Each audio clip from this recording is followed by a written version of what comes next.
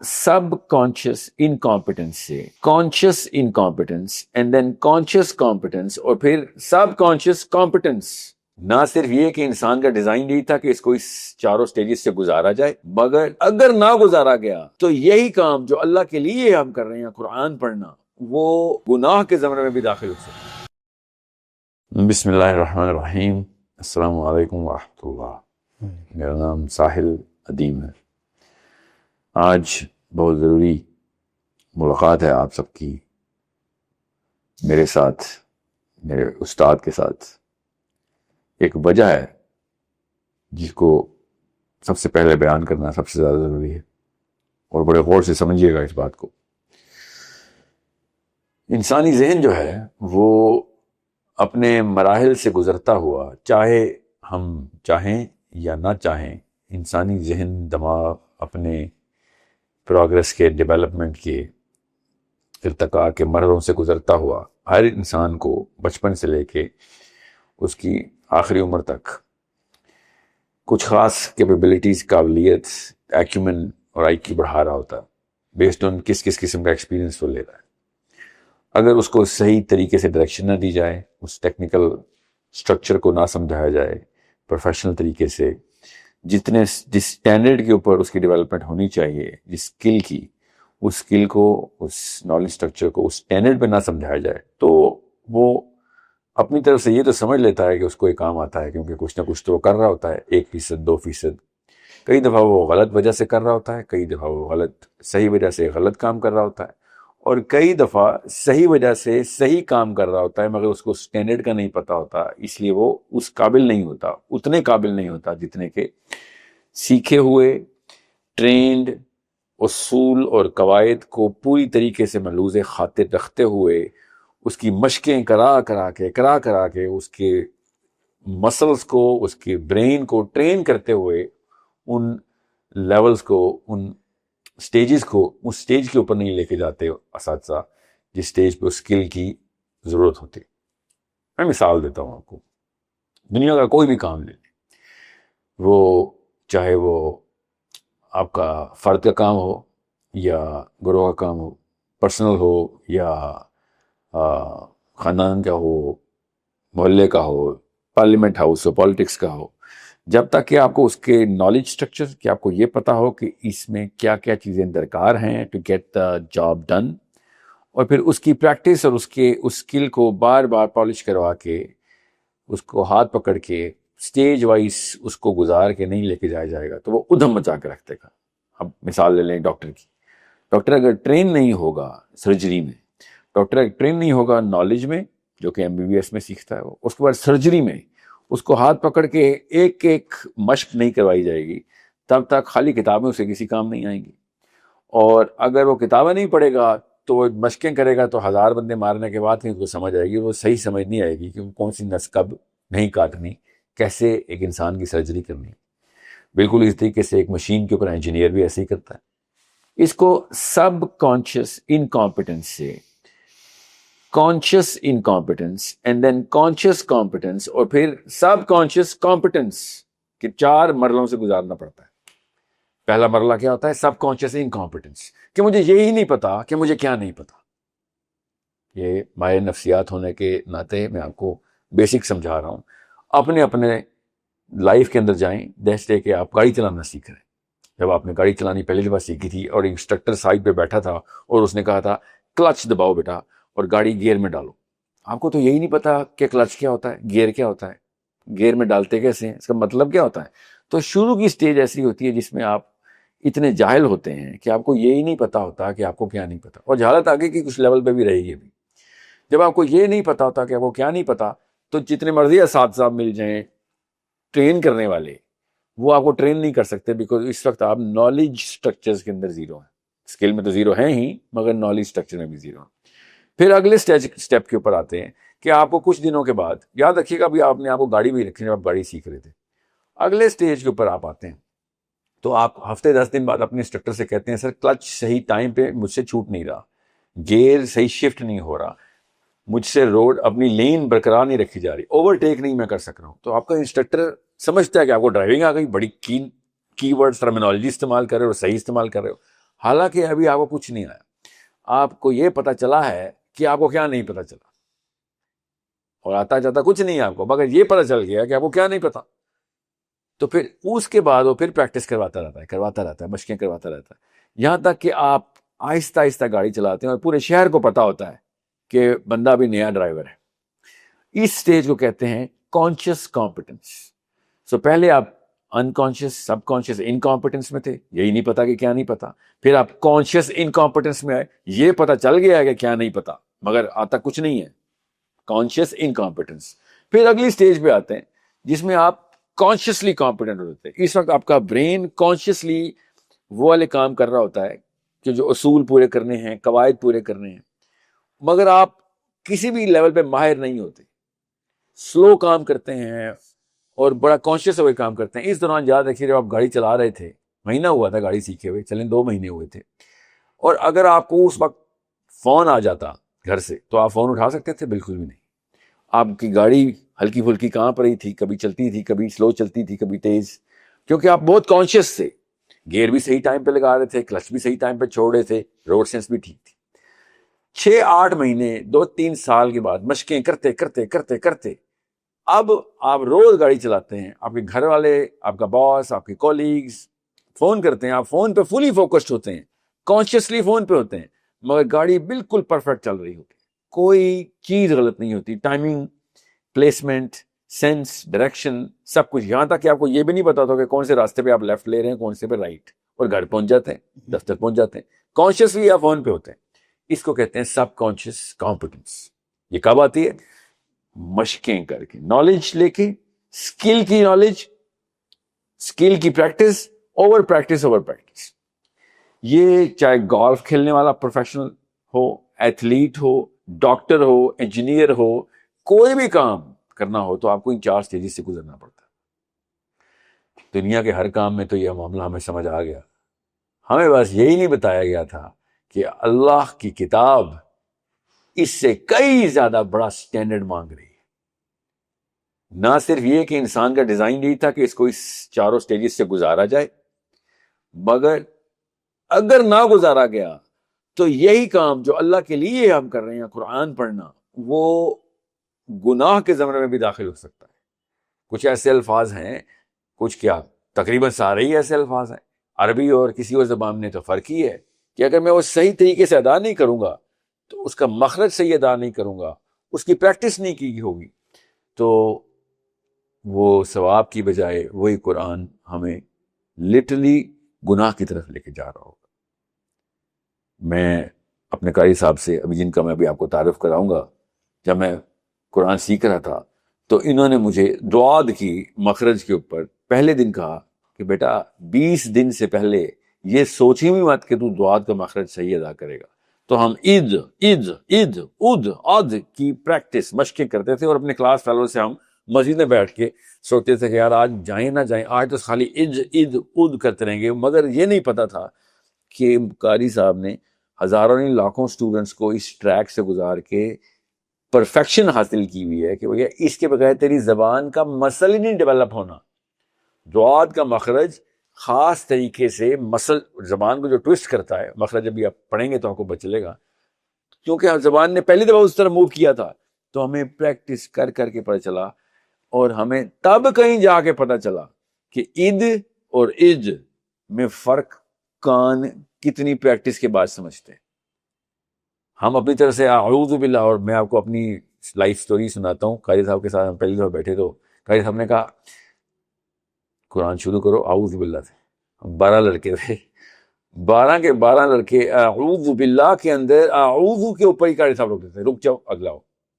اور ہم سوچتے تھے کہ یہ کیا غلط کر رہے ہیں, ہم تو اعوذ باللہ سے ہی پڑھے, مگر ہمیں یہ کئی ہفتوں بعد پتہ چلا کہ ہم کہاں پہ غلط کر رہے تھے. ٹیکنیکل نالج ہمیں دے رہے تھے, مگر کان ہی نہیں ٹرین ہوئے تھے کہ آواز کیسے, دال کا اور دعاد کا مخرج کان کیسے پہچانتے. سب کانشیس انکمپیٹنٹ تھے, ہوتے ہوتے کانشیسلی انکمپیٹنٹ ہوئے, اور پھر کئی مہینوں بعد کانشیسلی کمپیٹنٹ ہوئے. اب میں وہ بڑی ساری کہانیاں سناؤں گا قاری صاحب کی اور اپنی کلاس کی, بہت ساری.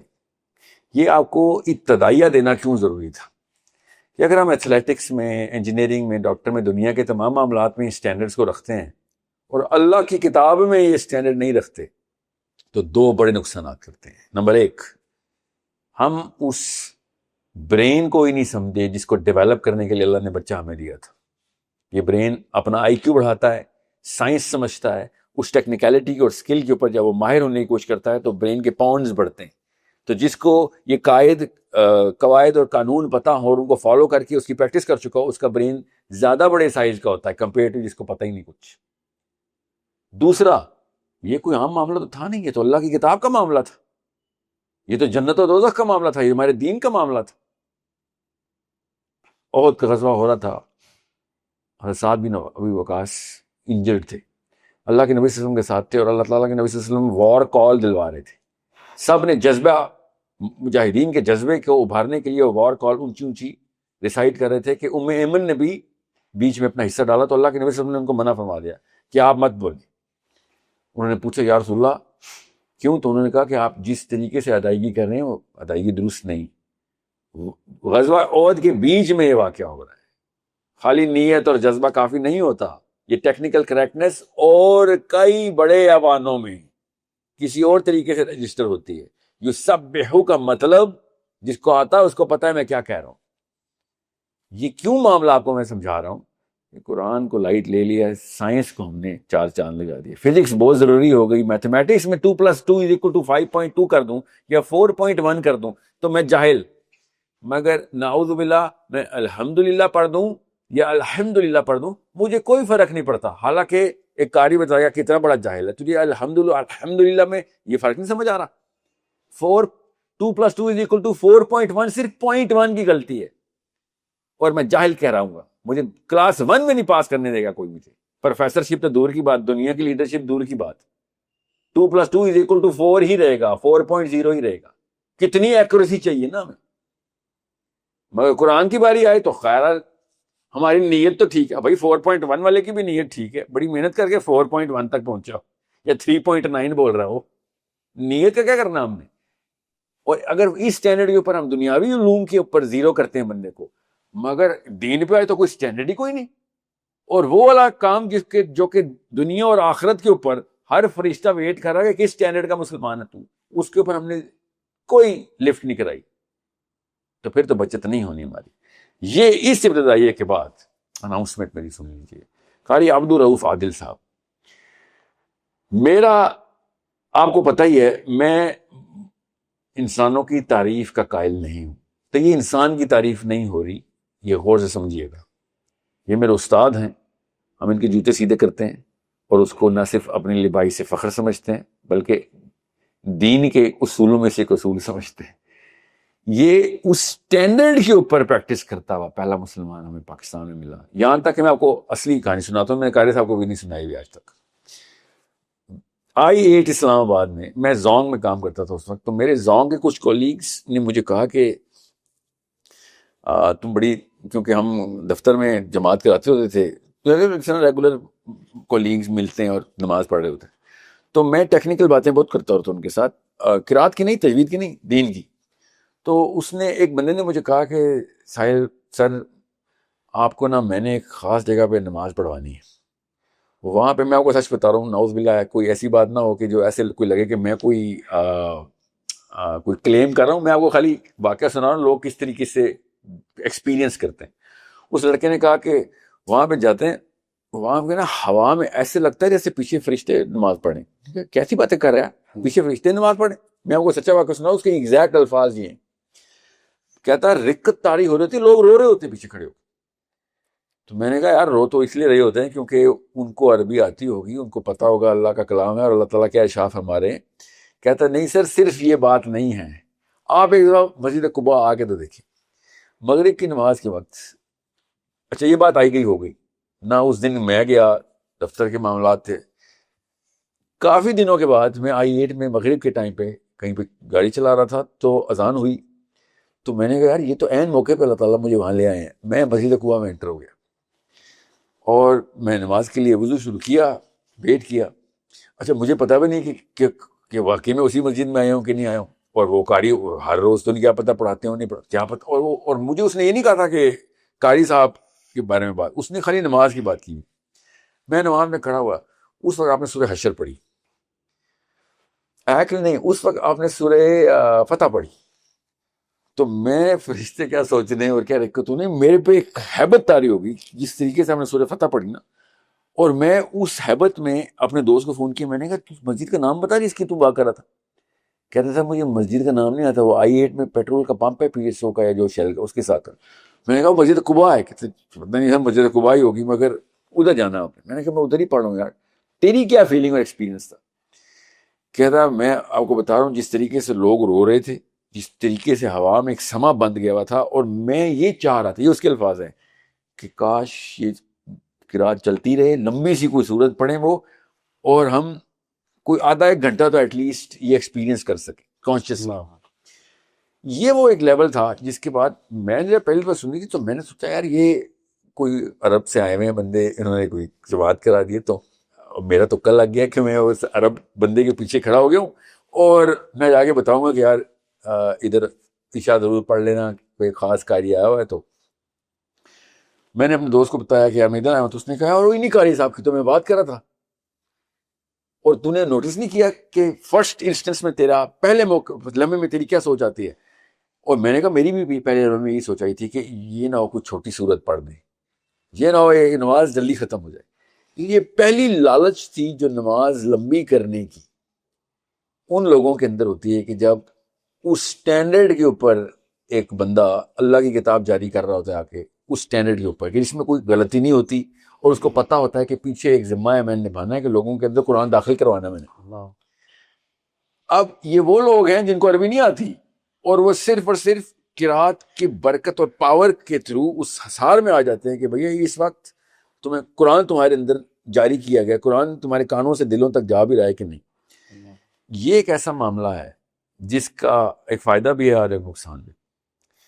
فائدہ تو ہم کو پتا ہے کتاب اللہ کی طرف ہم داخل ہو رہے ہیں, رجوع کر رہے ہیں, پیار بڑھ رہا ہے, اور اتنی محبت طاری ہو رہی ہے کہ ہم مطلب اس کے بعد قرآن کھولنا جیسے کہ پہلا کام ہو جائے لائف کا, کہ صبح اٹھ کے سب سے پہلے قرآن کھولو کہ یہ کیسے ہوتا ہے. نقصان یہ ہوتا ہے کہ ایسے سٹینڈرڈ کے بعد آپ کسی اور مسجد میں نماز پڑھے ہوں تو آپ کو غصہ آنا شروع ہوتا ہے کہ یار تو یہ کیا کرا اللہ کی کتاب کے ساتھ. اذان سنتے ہیں تو غصہ ہوتا ہے کہ یار تمہیں پتا بھی ہے کہ تم اتنی بڑی بڑی غلطیاں کر رہے ہو. اس وجہ سے اس پیرائے کے بعد, اس ابتدائیے کے بعد میں دو چیزوں کا تعارف کراتا ہوں. ایک تو ہمارا کورس جو کہ ہمارے عربی کے ڈپارٹمنٹ نے تحریک کا اعلان کیا سورس کوڈ کے تھرو کہ ہر مسلمان کے گھر میں, چاہے وہ امریکہ میں رہتا ہو یا جاپان میں, پاکستان میں, انڈیا میں, آسٹریلیا میں, قرآن کو داخل کرنا, قرآن کو عام کرنا, قرآن کو جاری کر دینا ہمارا مقصد ہے. ہم عربی کا کورس 4 سال سے کروا رہے ہیں, تقریباً 3 سال کچھ مہینے سے, اور عربی کو ہم نے فرض کر دیا کہ مسلمانوں کی پہلی زبان عربی ہونی چاہیے, انسان سوچے بھی عربی میں اور خواب بھی اس کو عربی میں آئے. جب اللہ سے ہم کلام ہونے کا ایک ہی طریقہ ہے کہ قرآن خود پڑھے. علی بن ابی طالب نے ارشاد فرمایا کہ جب میں چاہتا ہوں کہ اللہ مجھ سے کلام کرے تو میں قرآن کھول لیتا ہوں, اور جب میں چاہتا ہوں کہ میں اللہ سے کلام کروں تو میں نماز کے لیے کھڑا رہتا ہوں. وہ کیوں, وہ یہ کیسے کہہ سکتے تھے وہ, کیونکہ وہ جس سٹینڈرڈ کے اوپر عربی کو, جس سٹینڈرڈ کے اوپر عربی کے الفاظ اور مطالب کو, اس متن کو اور اس کے بیچ میں فریز کے مطالب کو, فریز میں 2 الفاظ کے بیچ میں کہا گیا جو لفظ ہے اس کو سمجھنے کے لیے عربی آنا ضروری تھا. مگر یہ تب تک نہیں ہو سکتا جب تک کہ قرآن روز نہ گھر پہ پڑھا جا رہا ہو, اور صحیح نہ پڑھا جا رہا ہو, اس سٹینڈرڈ پہ نہ پڑھا جا رہا ہو جس سٹینڈرڈ پہ اللہ کے نبی صلی اللہ علیہ وسلم نے مسلمانوں سے ڈیمانڈ کی, اس پہ جس سٹینڈرڈ پہ قرآن خود ڈیمانڈ کرتا ہے کہ کس طریقے سے, کس سٹینڈرڈ کے اوپر اللہ کی کتاب کو ہم نے نافذ کرنا ہے اور ناظر کرنا ہے. تو قاری عبدالرؤف عادل صاحب is my own teacher. He taught me Quran. All of my friends are, his students, direct students, literally. ہم نے 3 مہینے کا کورس سٹارٹ کیا تھا, اور ہم نے تقریباً ایک سال سے بھی اوپر قاری صاحب کو نہیں چھوڑا. اور اس کے بعد بھی قاری صاحب نے کہا ابھی پہلا مرحلہ کراس کیا ہے تم لوگوں نے. اور قاری صاحب کا ماشاءاللہ اعجاز یہ تھا کہ جب ہم قاری صاحب کبھی ٹریول کرتے تھے یا ہم کبھی ادھر ادھر ہوتے تھے تو قاری صاحب نے ہمیں, اس وقت یہ واٹس ایپ نہیں ہوتا تھا, ہم فون کے اوپر کانفرنس کال کر کے نا سارے اسٹوڈنٹس کا حساب کو ایڈ کرتے. میں زونگ میں تھا تو میرے پاس یہ بڑی آپشنس تھی.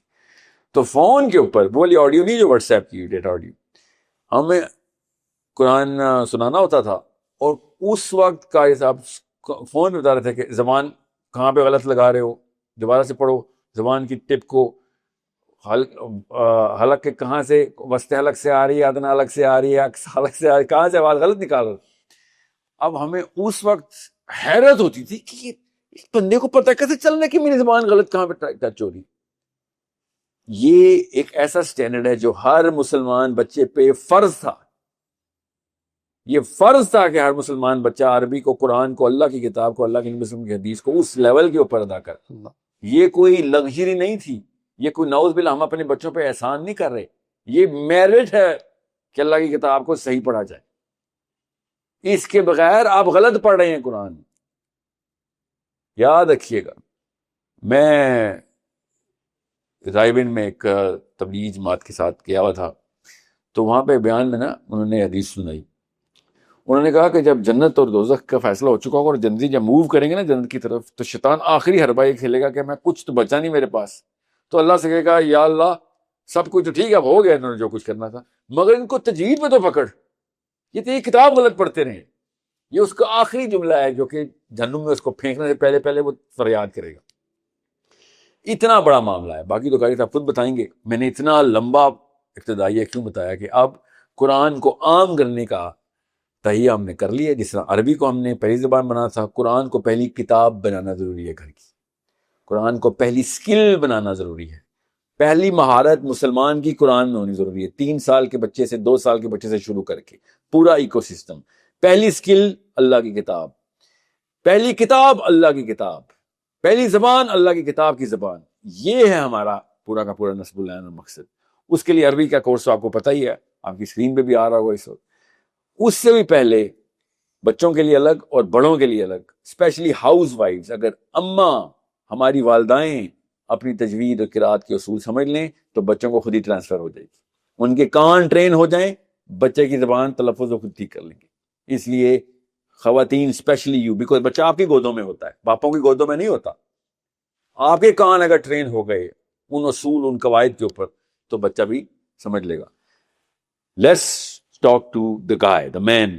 اللہ تعالیٰ ہم سب کو اس سمجھ کی توفیق عطا فرمائے جس سٹینڈرڈ کے اوپر اس طرح کے قرا, اور آپ ان کو ذرا سرچ کیجئے تاکہ آپ کو پتہ چلے. میرا تو تکا لگ گیا. تعالیٰ مجھے استاد شروع سے, میں نے آپ کو بتایا, مجھے اللہ تعالیٰ آسمان سے استاد نازل کر دیتا ہے.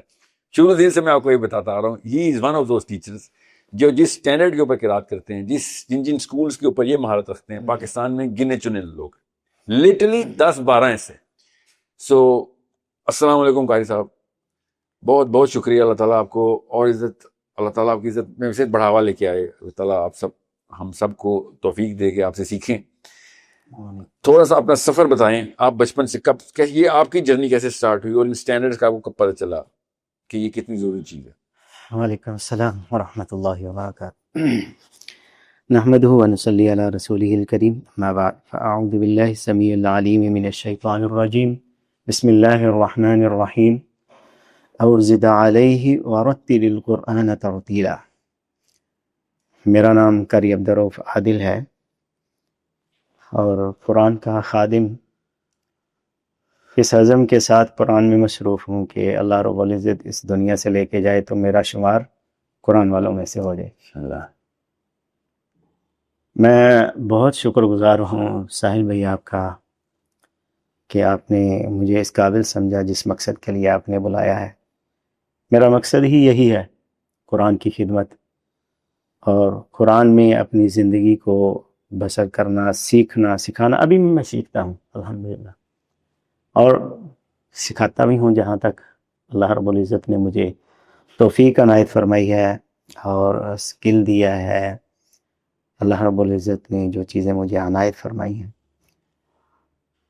بچپن میں آپ نے بات کی کہ یہ سفر کیسے شروع ہوا, تو بچپن میں چلتے پھرتے گلیوں میں, گھروں میں, مسجد میں, جہاں کہیں بھی جانا, تو والد صاحب چونکہ نیک آدمی تھے اللہ تعالیٰ ان کے اوپر کروڑوں رحمت نازل آمین۔ فرمائے، جنت الفردوس میں اعلیٰ مقام عطا فرمائے۔ ان کی بڑی خواہش تھی کہ میرا بیٹا دین کا حافظ قاری عالم بنے، خطیب بنے، تو اس مناسبت سے دین کے ساتھ تعلق شغف اور گہرا تعلق تھا۔ تو ان وقت کے جو علماء جن کی ٹیون بڑی اچھی ہوا کرتی، میری آواز قدرتی طور پہ بڑی اچھی تھی، جس کو سنتا اسی کو پڑھنا شروع کر دیتا، تو لوگ کہتے کہ یہ بڑا ہو کہ یہ یزدانی بنے گا، یہ عبدالحفیظ فیصل آبادی بنے گا، فلاں فلاں جو بھی مطلب کہ وہ اس وقت پڑھا۔ والد صاحب نے بڑے بھائی کو بھی مدرسے میں داخل کروایا، لیکن ان کی قسمت میں نہیں تھا۔ اللہ رب العزت نے یہ شرف مجھے بخشا۔ وہ مدرسے میں گئے 1992 میں ساہیوال جامعہ عزیزیہ، وہاں پہ حفظ کا جو ہے نا یہ شرف حاصل ہوا۔ قاری عبدالقادر مکی صاحب ہمارے حفظ کے استاد، اور جس طرح ساحر صاحب نے کہا کہ استاد بڑے اچھے ملے آپ کو، تو یہ اللہ رب العزت کی رحمت اور فضل مجھ پہ بھی شروع سے ہی رہا ہے۔ ماشاءاللہ۔ حالانکہ میں اکثر و بیشتر جو بھی میرے پاس اسٹوڈنٹ آتے ہیں پڑھنے کے لیے، تو وہ جیسے پڑھتے ہیں فوراً پہچان جاتا ہوں کہ یہ کسی خاتون کا پڑھا ہوا جو ہے نا یہ اسٹوڈنٹ ہے۔ تو بیسیکلی آج میں انکشاف کرتا ہوں، ابتدا میری بھی ایک عورت سے ناظرے کی، اچھا لیکن پرفیکٹ اتنی، بلکہ دو عورتوں نے، ایک جو ہماری استادہ محترمہ تھی خالہ جی، ہم ان کو کہتے تھے، نام کا ابھی بھی نہیں مجھے پتہ ہے، فوت ہو گیا، اللہ تعالیٰ ان کو بھی ریک رحمت میں جگہ عطا فرمائے، جنت الفردوس میں اعلیٰ مقام عطا فرمائے۔ ان سے میں نے نادرہ کچھ قاعدہ اور کچھ صورتیں جو ہے نا وہ پڑھی۔ پھر ان کی شاگردہ کسی وجہ سے ان سے پڑھنا چھوڑ دیا، والدہ نے جو ہے نا وہ ان کی شاگردہ کے ہاں بھیج دیا، وہ بھی بڑی مطلب کہ کمال کی استادہ تھی۔ تو دو عورتوں سے میں نے یہ نادرہ پڑھا۔ جب میں نے سفر شروع کیا 1992 میں گیا حفظ کے لیے، تو استاد محترم نے، میرے استاد محترم قاری عبدالقادر مکی صاحب نے میرا نادرہ سنا، کہا کہ فوراً حفظ شروع کر دو۔ اچھا، فوراً۔ قاری عبدالقادر مکی صاحب بڑے کمال کے استاد، ان کا تلفظ بڑا شاندار، اور اللہ رب العزت نے ان میں حکمت و دانائی کوٹ کوٹ کے بھری ہوئی تھی، جس کی بدولت آج میں اس مقام پہ پہنچا ہوں، بنیادی کردار ان کا۔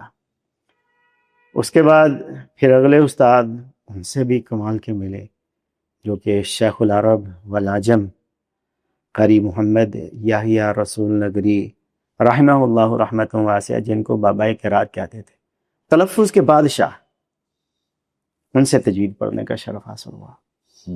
اور وہیں سے ہماری جو یہ ٹاپ کلاس کی جرنی ہے نا صاحب، وہاں سے شروع ہوتی ہے۔ وہاں سے ٹرینڈ اللہ رب العزت نے ہم کو ایسا کروایا کہ استاد محترم ہمارے پیچھے کھڑے ہوتے، قاری یحییٰ رسول نگری صاحب شیخ العرب والعجم ہیں، اور ہم کو عبدالسلام عزیزی صاحب، میں ان کا ذکر نہ کروں تو ناانصافی ہوگی، میں اور دوسرے عبدالسلام عزیزی صاحب پہلے نمبر پہ، پھر ایک عبید الرحمن تھے وہ دوسرے نمبر پہ، میں تیسرے نمبر پہ تجوید بات کی نزاکت کو سمجھیں، جو عمومی لوگوں کو شاید نہ پتا ہو کہ یہ اسلام کا اصول ہے کہ جماعت کے اندر امامت وہ کرائے گا جس میں پہلی شرط ہوگی کہ جس کی قرات بہتر ہے۔ تو جب یہ کہتے ہیں نا کہ ان کو یہ شرف ملا کہ ان کے قاری، ان کے اساتذہ نے ان کو کہا کہ تم اس کا آپ مطلب تب تک نہیں سمجھ سکتے جب تک آپ اس پوری جرنی سے اس ٹیکنیکلٹی کو سمجھیں گے نہیں، اس اصول کے اندر جو اللہ کے نبی صلی اللہ علیہ وسلم نے ہم پہ ہمیں بتایا۔ سو جب ایک استاد اپنے شاگرد سے کہے، وہ بھی قرات کا استاد، کہ تم امامت کراؤ، تو آپ کو میں بتا نہیں سکتا ہوں کہ اس کا مطلب کیا ہے۔ میں سوچ بھی نہیں سکتا کہ قاری صاحب مجھے کسی دن کہیں کہ تم کراؤ اور میں بے ہوشی سے گر نہ جاؤں۔ میں آپ کو اس کا ایک مثال دیتا ہوں۔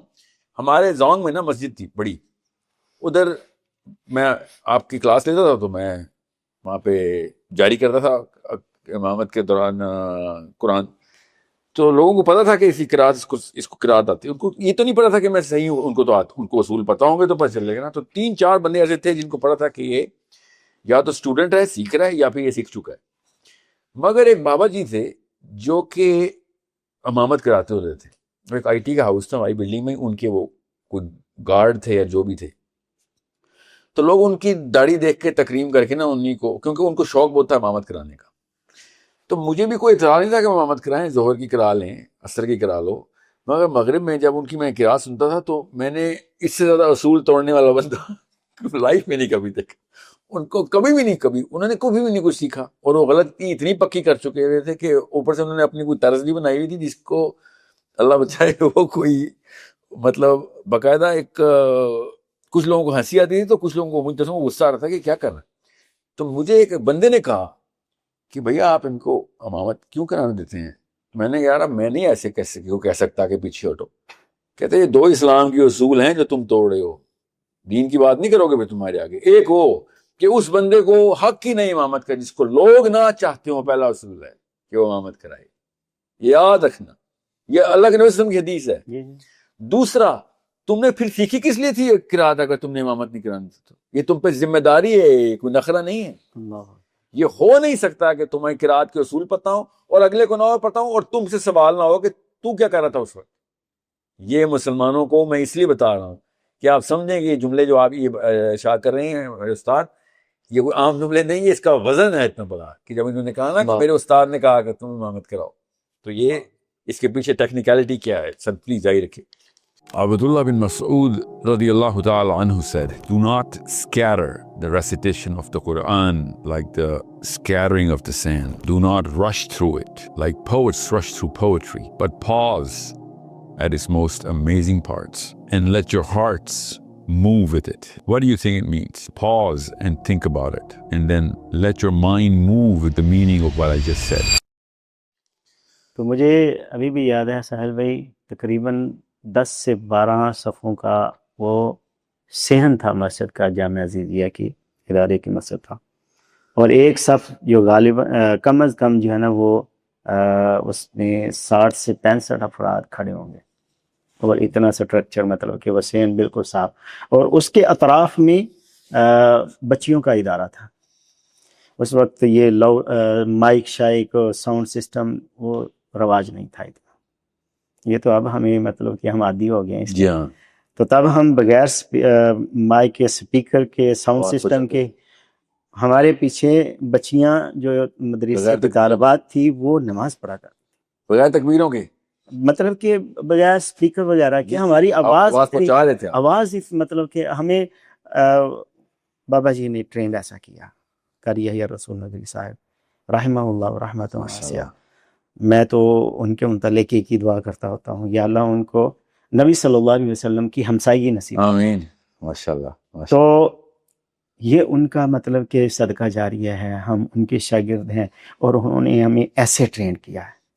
مجھے قاری صاحب ایک سوال آپ سے پوچھنا تھا کہ اسپیشلی جو والدین سن رہے ہیں نا، ان کو میں بتا سکوں، اس کو ایکسپیرینس دلاؤں تاکہ کتنی ضروری چیز ہے. قواعد اور اصول کس عمر میں آپ کو پتہ چلا کہ یار یہ تو ایسے جیسے کہ کلمہ پڑھنا، جیسے کہ دین کے اندر داخل ہونا، یہ نہ کیا تو قرآن کے ساتھ میں ثواب کی بجائے گناہ کر رہا ہوں گا. یہ جو قواعد کی ضرورت ہے کہ کتنی ضروری چیز ہے. یہ نصوص ہیں اسلام کے نصوص کہ قرآن کو صحیح قاعدے سے پڑھا جائے. جہاں پہ وقف کرنا ہے نہ کیا اور گزر گئے تو آیت کا مطلب تک بدل جاتا ہے، اور مطلب وہی بات ہے کہ یہ ثواب سے گناہ کا سفر ہو جاتا ہے. یہ کس عمر میں آپ کا احساس دلایا جا رہا تھا، اور ہم کب احساس دلائیں اپنے بچوں کو؟ اصل میں یہ چیزیں انسان کی جو ہے نا اس فیلڈ کا جو ماہر ہوتا ہے اس کی اسیسمنٹ ہوتی ہے. میری اپنی جو اسیسمنٹ ہے، میں سمجھتا ہوں کہ قرآن مجید کو سکھانا وہ یہ عمر کی تو بڑی دور کی بات ہے. میں تو سمجھتا ہوں کہ ہمارے جو بڑے بڑے تاریخ کے آئمہ حضرات گزرے ہیں، انہوں نے جیسے ہی ہوش سنبھالا تو ان کی والدہ اور والدین نے، یا والدہ نے زیادہ تر ہمیں جو ہے نا یہی ملتا ہے تاریخ سے کہ والدہ نے بچے کو جو ہے نا وہ حفظ کے اوپر لگا دیا. اس کی بے شمار مثالیں ہیں. تو بہر صورت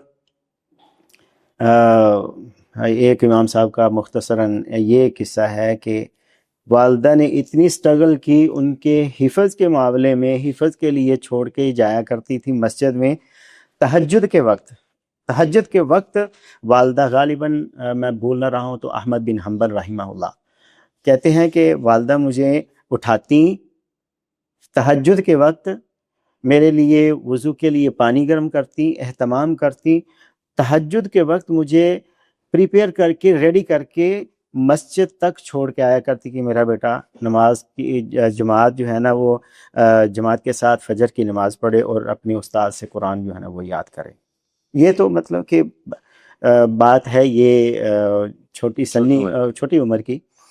تو میں سمجھتا ہوں ایک اس کی جو ہے نا یہ اگر آپ ایجوکیشن کے حوالے سے سرچ کریں گے تو آپ کو یہ بات ملے گی، اور یہ میں بات میں کروں گا کہ جن حفاظ ائمہ کی مائیں حافظہ تھی اور وہ حفظ میں اتنا مطلب کہ مصروف رہتی، مغر رہتی کہ ہر وقت قرآن پڑھ رہی، اور ٹیمپرمنٹ ہے نا، بچہ پیٹ میں ہے، جی ہاں، تو پیٹ میں مطلب کہ یہ اللہ تعالیٰ نے نظام سسٹم رکھا ہے، بچہ سنتا ہے، جی 100% سنتا ہے، سائنس پہنچ چکی ہے اس بات آرام سے۔ اور ان کے بچے جو تھے وہ بہت جلد جو ہے نا وہ حفظ کر جایا کرتے تھے۔ اب اسی چیز کو نا ایک میں حیران ہو گیا شاید آپ کہ یہودی اس کے اوپر بڑا کانسیس ہے، وہ مطلب کہ 5 یا شاید 4 یا 5 ماہ کا جب بچہ ماں کے پیٹ میں ہوتا ہے اس کے اوپر لازم ہے کہ وہ تورات کی تلاوت کرے، وہ بھی ہیبرو میں۔ تو اور اس میں وہ میتھمیٹکس کی مطلب کو سکھاتے ہیں، ان کے مطلب کہ یہ اپنا ایک نظام ہے۔ تو یہ یہیں سے جو ہے نا وہ میں تو سمجھتا ہوں کہ تعلیم شروع ہو جاتی ہے۔ بہرصورت جب بچہ بولنا شروع کرے یہ ہمیں نبی صلی اللہ علیہ وسلم کی حدیث سے ہمیں یہ بات سمجھ آتی ہے اگر ہم سمجھیں۔ اب عربی دان جو ہے نا وہ کیسے بولے گا؟ ہمارے پنجابی سٹائل میں، اردو سٹائل میں، انگلش سٹائل میں۔ یہ مسئلہ ہے، عربی دان عربی انداز میں جو ہے نا وہ عربی کے قواعد و ضوابط اصول کے اوپر مد نظر رکھتے ہوئے لفظ کی حرف کی ادائیگی کرے گا۔ بالکل۔ نبی صلی اللہ علیہ وسلم کا ارشاد کیا ہے کہ جب بچہ بولنا شروع کرے تو اس کو کیا کہو؟ اللہ اللہ ربی، پہلا لفظ اللہ، حق بھی بنتا ہے، بالکل، خالق مالک ہے ہمارا۔ تو وہیں سے جو ہے نا یہ سیکھنے کا عمل شروع ہو جاتا ہے جیسے ہی بولنا شروع کرے۔ ویسے ہم کامن سینس کی بات ہے، ہمارے گھروں میں جو ہے نا یہ ماحول ہوتا ہے، بچے کو جب ہم سکھاتے ہیں تو ماں جو ہے نا وہ سکھاتی ہے، وہ کہتی ہے ماما، بعض کو جو ہے نا وہ بڑا شوق ہوتا ہے کہ پہلا لفظ میرا بچہ، بیٹی یا بیٹا جو ہے نا وہ ماما لفظ بولے، اور بعض کہتی ہیں کہ وہ اپنی خامد کی اپنی میاں کی اتنی شکر گزار ہوتی ہیں کہ وہ کہتی ہیں کہ میرا بچہ جو ہے نا وہ پہلا لفظ بابا بولے۔ لیکن نبی صلی اللہ علیہ وسلم کی تعلیم کیا ہے؟ اللہ بولے، اللہ، اور جب اللہ بولے گا تو اللہ بولے گا، اللہ بولے گا، اللہ اللہ ربی۔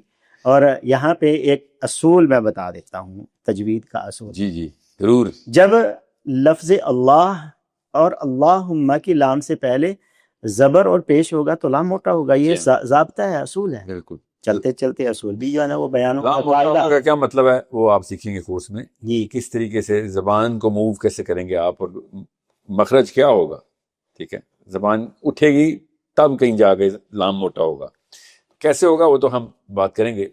تو یہ جو اصول ہیں سر تجوید کے، قرات تو چلنے بعد کی بات ہے کہ کس طریقے سے اس نے قرآن جاری کرنا ہوگا، جو تجوید کے اصول ہیں یہ آپ کو پہلی کس عمر میں آپ کو پتہ چل گیا تھا کہ بھائی یہ تو پوری سائنس ہے؟ آپ کتنے سال کے تھے اس وقت جب آپ کو اس کا احساس دلایا گیا؟ اصل میں سائنس کا اگر ہم گہری نظر سے مطالعہ کریں نا، اس کی کیلکولیشن کریں نا، تو سائنس میں کہتا ہوں کہ یہ کوئی تھیوری بعد کی چیز ہے، پریکٹیکل پہلے ہے۔ جی اس میں تو کچھ شک نہیں، بچہ قاعدے پڑھ کے تھوڑی زبان، تو یہ جو ہے نا یہ جو ہے نا ہم بہت اچھے جو کام کرتے ہیں اور اس میں سکل آتے ہیں، پھر اس میں مطلب کہ اچیومنٹس ہیں، تو یہ وہ پریکٹیکل ہے اصل میں سائنس کا جو ہے۔ تھیوریز تو بچہ بعد میں پڑھتا ہے، بچے کو کیا پتا کہ کون سا قانون جو ہے نا یہ کون سا اصول، عرب کے بچے ہیں نا، لیکن دیکھیں ہمارے بچوں میں سر ہماری بھی جو ہے نا وہی اصول ہم کھینچ کے لے کے آئیں گے، وہی طرز عمل۔ سر اس میں کوئی شک نہیں، میں تھوڑا سا سمری کر دوں جو غالب صاحب کہہ رہے ہیں کہ آپ لوگوں نے اردو سیکھی، میں نے اردو سیکھی، تو اماں نے یہ تو نہیں کرنا کہ چلو میں پہلے فعل حال میں تم سے بات کرتی ہوں، فعل مستقبل میں تمہیں اسم بتاتی ہوں، فعل اور اسم ضمیر اور نکرہ بتاتی ہوں، اسم مرفوع اور اس میں فرق کیا، بچے کو کیا پتہ ہی کیا ہے، مگر وہ کبھی بھی گرامر کی غلطی نہیں کرتا، ہم نے کبھی بھی, میری اردو گرامیٹیکلی کریکٹ ہے, وہ الگ بات ہے, گرامیٹیکلی کریکٹ انگریزی کے لفظ ہیں, مگر آپ کو پتا ہے کہ میں نیٹو اردو میں, عربی میں, اردو میں گرامر کی غلطی نہیں کر رہا ہوں. میں نے کیا قاعدے سے سیکھی تھی؟ بالکل بھی نہیں. میں نے سن کے اس کی مشقیں کر کے, کانوں سے مشقیں کی تھی کہ کیا بول رہی ہے والدہ یا اماں, ان جملوں کو ریپیٹ کر کے میں نے اپنی گرامر سینس سرچ کر لی تھی. یہ قاعدہ صاحب اشارہ کریں کہ بچہ تو قاعدے سے نہیں سیکھتا, مگر سیکھتا قاعدہ ہی ہے. قاعدے سے نہیں سیکھتا کتاب سے, مگر قاعدہ بالکل درست ہوتا ہے. وہ کیوں؟ کیونکہ جو بول رہے ہوتے ہیں ان کا تلفظ, ان کی مخارج اور ان کا قاعدہ درست ہوتا ہے.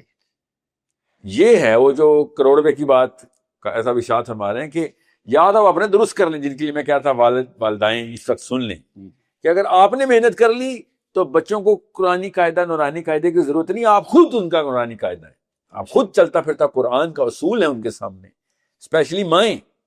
اس لیے ضروری ہے کہ میں ان باتوں کو بار بار ریپیٹ کرواؤں, سمری دوں, تاکہ آپ کو ان الفاظ کے وزن کا اندازہ ہو کہ جو قاری صاحب اشراف فرما رہے ہیں. جی سر, جائیے رکھیے پلیز. اب یہاں پہ ایک اور بات نہ کی جائے تو میں سمجھتا ہوں کہ ناانصافی ہوگی. لفظ اللہ ہے, اللہ کا ذاتی نام ہے جو ہمارا سب کا خالق, مالک, رازق ہے. تو اللہ میں لام موٹا ہوتا ہے, جی ہاں, اور یہ اللہ اور اللہم کے لام میں یہ آواز کا موٹا ہونا میری آبزرویشن ہے. اس میں اللہ رب العزت کا نام لیتے ہوئے جب ہم لفظ اللہ اور اللہم کی لام کو موٹا پڑھتے ہیں تو اس میں بھی ہماری ادائیگی میں اللہ کی جلالت ہے. ماشاءاللہ, اللہ اکبر. دوسری بات, ایک اس کے اگینسٹ ایک لفظ ہے, اگینسٹ ذات ہے, جیسے لات, منات, عزا. اللہ ہم کہتے ہیں نا اللہ, تو اس کو مطلب کہ ہم جمع کرتے ہیں نا تو اللات, اللات, العزا. اللات کی جو لام ہے نا, اگر ہم اس کے اوپر سٹاپ کریں نا تا کے اوپر تو وہ تا پڑی جائے گی, لیکن لفظ اللہ کے اوپر جب ہم وقف کرتے ہیں تو ہا پڑی جائے گی. یہ اللہ رب العزت نے بھی اپنی نام کے ساتھ ایک شان رکھی ہے, جلالت رکھی ہے. تو بہر صورت اللات میں لام موٹی نہیں, اللات میں لام موٹی نہیں ہے, اللہ رب العزت نے جوتوں میں رولا ہوا اللہ. تو یہ میں سمجھتا ہوں کہ بات ضرور. اب جب دیکھیں نا کہ جیسے ساحل بھائی نے بات کی ہے کہ ہماری جو مائیں ہیں وہی مائیں ہمیں دوبارہ وہ مائیں ہمیں ملنی چاہیے, ہماری امت کو ملنی چاہیے جو بنیاد, اسلام کی جو بنیاد ہے, اساس ہے, اسلام کے, قرآت کے, قرآن کے, دین کے, حدیث کے جو علوم ہیں اور ان کے جو اصول ہیں, جو ضوابط ہیں, قواعد ہیں, ماں کو پتہ ہونا چاہیے.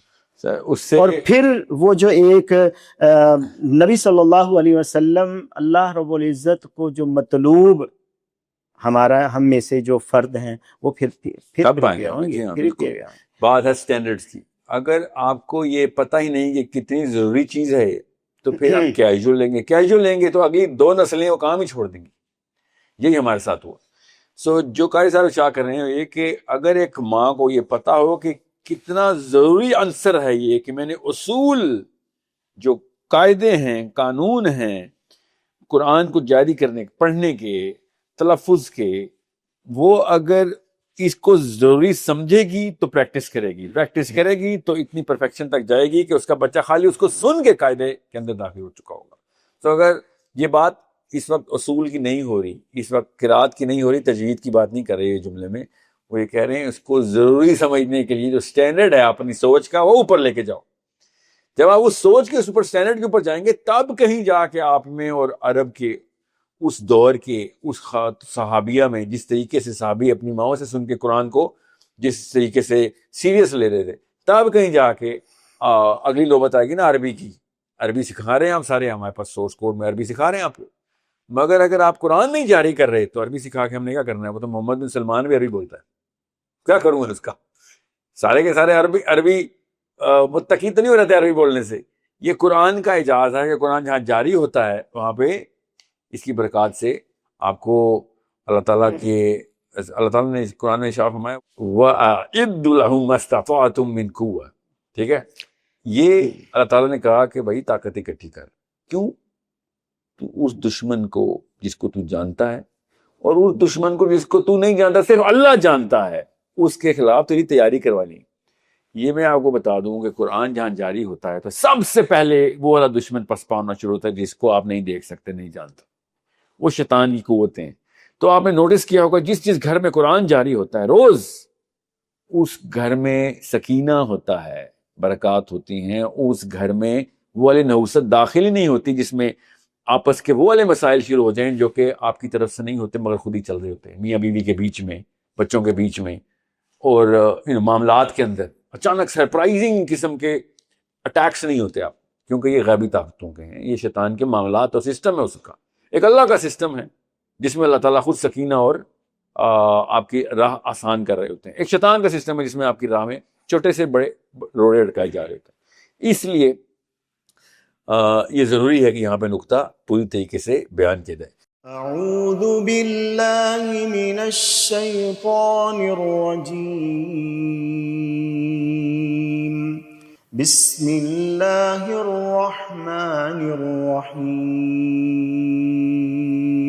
ورتل القرآن ترتیلا، حکم تو اللہ رب العزت نے نبی صلی اللہ علیہ وسلم کو فرمایا ہے، لیکن یہی حکم ہمارے لیے بھی ہے کہ قرآن مجید کو جب بھی ہم پڑھیں ترتیل کے ساتھ پڑھیں، ٹھہر ٹھہر کے پڑھیں، تجوید کے اصولوں کے اوپر پڑھیں. اس کے لیے سورس کوڈ اکیڈمی قرآن مجید کی صحیح ادائیگی کے حوالے سے قرات کورس لانچ کر رہی ہے. اس میں انشاءاللہ الرحمن ہم قرآن مجید کو تجوید و قرات کے اصولوں کے اوپر پڑھائیں گے. پورا ناظرہ قرآن ہوگا انشاءاللہ، اور قرآن مجید کے کچھ خاص مقامات ان کو ہم ترجمہ اور تفسیر کے حوالے سے ایکسپلین بھی کریں گے. مین ہمارا کام ہوگا قرآن مجید کو پڑھنا کیسے ہے. ترتیل دو چیزوں کا نام ہے، پہلی چیز ہے تجوید، دوسری چیز ہے معرفت الوقوف، یعنی کہ وقوف کے متعلق علم ہونا، کیسے وقف کرنا ہے، کہاں پہ وقف کرنا ہے.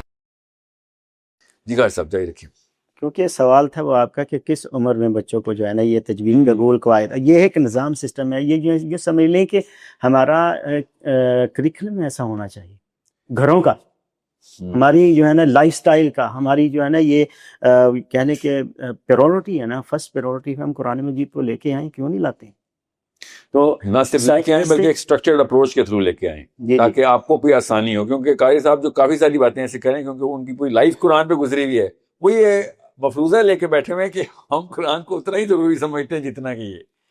اس لیے یہ گیپ کم سے کم کریں. جس طریقے سے قراء کا قرآن کو دیکھتے ہیں، کاش یہ ہم اس کا 1% بھی قرآن کو ایسے دیکھ لیں کہ کتنی اٹریکٹیو ڈیلی لائف کی every hour of your life, every hour, گھنٹے میں قرآن کا کچھ نہ کچھ ذکر اور کس طریقے سے جاری کر رہے ہو. قاری صاحب آپ جاری رکھیں، میرے ذہن میں باتیں آتی رہیں گی، میں 20 منٹ ریٹ کرتا رہوں گا. بہت معذرت، میں یہ جسارت کری جا رہا ہوں آپ کی بات کرنے کی. بات یہی چل رہی ہے آگے ہی، میں اس کو چلا کے لے کے جا رہا ہوں کہ کس عمر میں. تو بچے کو ہم جو ہے نا فیسیلیٹیٹ کریں، آسانی ان کو پیدا کریں. یہ جو ہم نے بچوں کو قرآن سکھانا ہے، وہ قرآن ہمارا اتنا اتھینٹک ہو پڑھنے کے اعتبار سے. پہلی تو بات پڑھنے کے اعتبار سے چل رہی ہے، اور یہ مطلب کہ پروگرام جو ہے یا نشست جو ہے یہ اسی کے متعلق ہے، تجوید کے متعلق، قرات کے متعلق. تو یہ کیسے مطلب کہ جو میری آبزرویشن ہے میں آپ کے سامنے رکھ رہا ہوں. تو ہمیں مطلب کہ اپنے گھروں کا ماحول ایسا رکھنا چاہیے کہ بچے کے لیے انتہائی آسان ہو. جیسے ہی ہم منہ سے کوئی عربی کا لفظ بولیں، قرآن کی کوئی آیت کا ایک لفظ بولیں، قرآن کی چھوٹی آیت پڑھیں، یا دعا کا کوئی کلمہ ہم پڑھیں، تو وہ ہمارا اتنا مطلب کہ پرفیکٹ ہو پڑھنے کے اعتبار سے کہ اس میں جب بھی ہم بولیں تو اس میں تجوید 100% داخل ہو. تو جب 100% تجوید داخل ہوگی تو بچہ ہمارے سے پرفیکٹ سنے گا. جب وہ پرفیکٹ سنے گا تو پرفیکٹ پڑھے گا. تو جب وہ عمر کو پہنچے گا، ایک عمر کو، کئی بچے ایسے ہوتے ہیں وہ بڑے تیز ہوتے ہیں وہ چھوٹی ہی عمر میں، اور والدین جو ہے نا وہ بڑے مطلب کہ تعلیم کے حوالے سے بڑے فکر مند ہوتے ہیں، وہ اسکول جانے کے بچے کا جو ہے انتظار نہیں کرتے ہیں، وہ شروع سے ہی بچے کو پڑھانا شروع کر دیتے ہیں، اردو بھی، میتھ بھی، انگلش بھی، عربی بھی، قرآن بھی، سارا کچھ پڑھانا شروع کر دیتے ہیں۔ تو یہ گھروں کا ہمارا ماحول بھی ہونا چاہیے ایسا کہ ہم پلے میں بچے کو جو ہے نا وہ کھیل میں بچے کو جو ہے نا وہ بہت ساری ایسی چیزیں سکھا دیں کہ وہ جا کے جب کسی ادارے میں جائے تو اس کے لیے مطلب کہ وہ بڑی آسان، وہ ایک ایزی چیزیں جو ہے نا وہ ہو جائے۔ تو بہرحال یہ ہمارے گھروں کا جو ہے نا وہ ماحول ہونا چاہیے۔ تو ہر بچے کی، ہر فرد کی ایک الگ الگ صلاحیت ہوتی ہے۔ کئیوں کا آئی کیو لیول بہت مطلب کہ ہائی ہوتا ہے، کئیوں کا جو ہے نا وہ میڈل لیول پہ ہوتا ہے، کئیوں کا لو لیول پہ ہوتا ہے۔ تو جیسے ہی بچے کا یا فرد کا یا شخص کا، مومن کا، مسلمان کا، انسان کا آئی کیو لیول جس لیول پہ ہوگا نا وہ اسی لیول سے ہی جو ہے نا وہ سیکھے گا۔ شارپ ہے تو وہ جلدی سیکھ جائے گا، اس کو جیسے ہی آپ تھوڑے سے الفاظ کے ساتھ، ایگزامپلز کے ساتھ جو ہے نا وہ سمجھائیں گے، بتلائیں گے، وہ رول سیکھ لے گا، قاعدہ سیکھ لے گا، زبان سیکھ لے گا، اور پھر اپلیمنٹیشن بھی ہو جائے گی، مطلب کہ اس کی وہ پریکٹس بھی کر لے گا۔ تو یہاں پہ ہم مطلب کہ بات کرتے ہیں، کیونکہ سوال میں سے سوال جو ہے نا وہ آتے گئے، پھر جوابات بھی جو ہے نا وہ جو کچھ ذہن میں ہیں تو وہ جوابات بھی جو ہے نا وہ چلتے جائیں گے۔ ہمارا مطلب کہ یہ ٹاپک قرآن کے متعلق ہے۔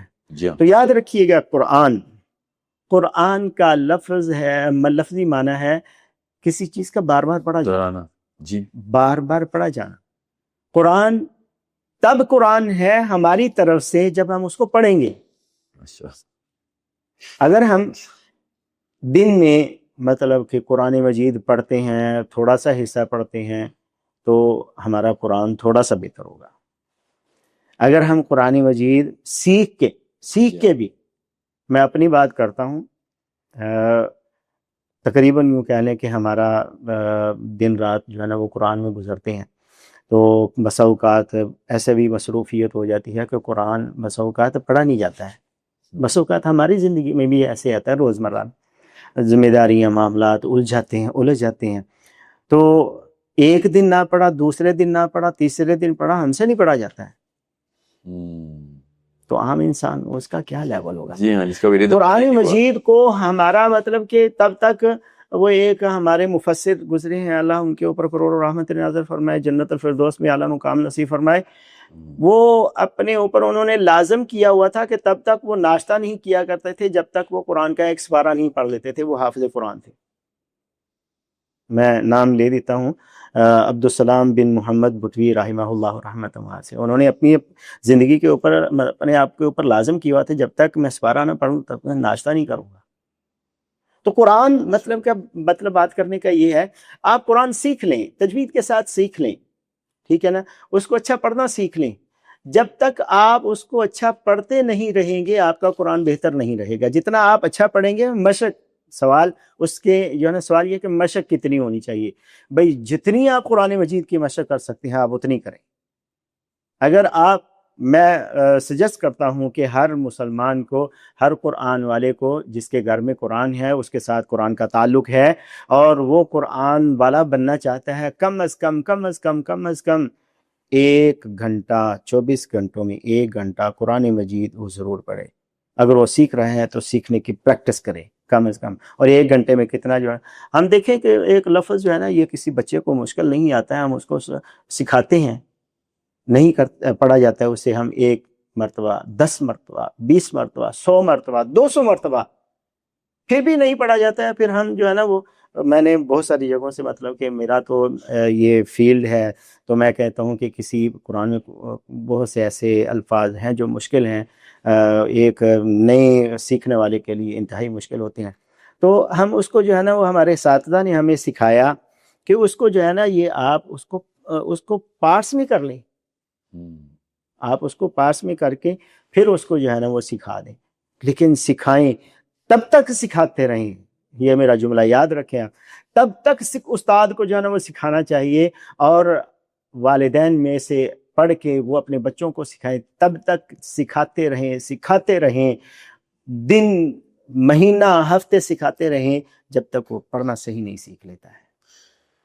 اسی زمرے میں ہم نے کورس کی ہیلتھ انڈیکیٹر جو ہے نا، یہ قرات کا جو کورس شروع کر رہے ہیں ہم، اس کی ہیلتھ نمبر آف پریکٹسز، مشقوں کی تعداد کے اوپر سیٹ کیا ہے. اور یہ جو قاری صاحب نے کہا ہے نا کہ 24 گھنٹے میں سے 1 گھنٹہ آپ نے نہ دیا تو پھر قرآن کا لفظ کا مطلب ہی نہیں سمجھا آپ کو. بھائی روز دہرانا ضروری. تو جتنی زیادہ مشقیں ہوں گی اتنا زیادہ کورس کی ہیلتھ آپ میجر کر سکیں گے. تو قرات کی بات ہو رہی ہے، تجوید کی بات ہو رہی ہے، تلفظ کی بات ہو رہی ہے، زبان کے مسل کی بات ہو رہی ہے. 60 70 دنوں میں زبان کے مسل فائبر وہ جگہ پکڑتے ہیں جدھر آپ نے زبان کو ٹوسٹ کرنا ہے. تو مشقوں کے بغیر تو نہیں ہونے والے.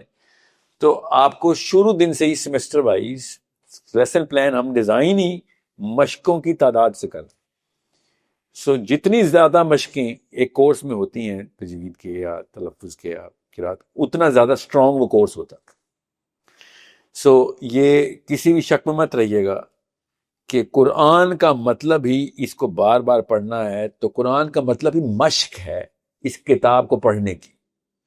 یہ مطلب ہے، اس کی نص میں یہ شامل ہے.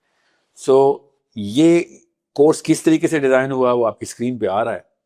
اور کیوں ڈیزائن ہوا وہ آپ کو قاری صاحب نے بھی ارشاد فرمایا کہ بھئی ہم نے قرآن اگر پڑھانا ہے تو پھر بار بار پڑھانا پڑے گا. ورنہ تو قرآن تھوڑی پڑھایا، ہم نے تو ذکر کیا خالی ایک دفعہ کا. قرآن کا مطلب ہے کہ بار بار بار بار، اور تب کہیں جا کے پرفیکشن آئے گی. اور پرفیکشن تو آگے کا لیول ہے، چاہت آئے گی قرآن کو قرآن کی طرح پڑھنے کی.